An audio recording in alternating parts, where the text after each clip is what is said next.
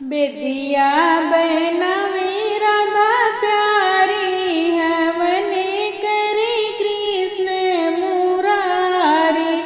बेदिया बनावे राधा प्यारी, हवन करे कृष्ण मुरारी। माता यशोदा जी अंगनाली पावे, माता यशोदा जी अंगनाली पावे। चौक पुरावे राधा प्यारी, हवन करे कृष्ण मुरारी। चौक पुरावे राधा प्यारी, हवन करे कृष्ण मुरारी। बेदिया बनावे राधा प्यारी, हवन करे कृष्ण मुरारी।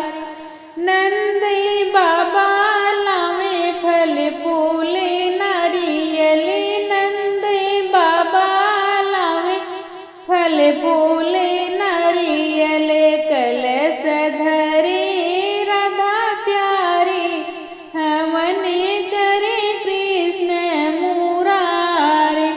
कलश धरे राधा प्यारी, हवन करे कृष्ण मुरारी। बेदिया बनावे राधा प्यारी, हवन करे कृष्ण मुरारी। चंदन की लकड़ी बलदाऊ ले आवे, चंदन की लकड़ी बलदाऊ ले आवे। घियना ले आवे राधा प्यारी, हवन करे कृष्ण मुरारी। घियना ले आवे राधा प्यारी, हवन करे कृष्ण मुरारी। बेदिया बनावे राधा प्यारी, हवन करे कृष्ण मुरारी।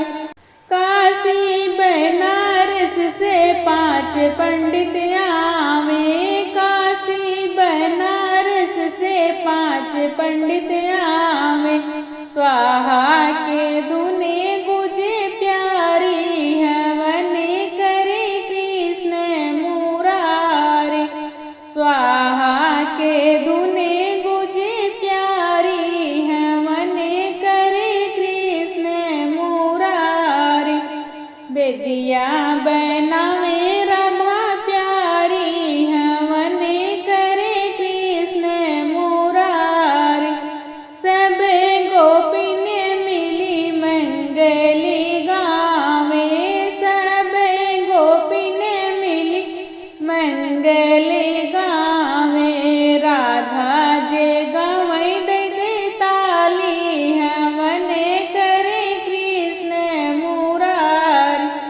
राधा गावे दे दे ताली, हवन करे कृष्ण मुरारी।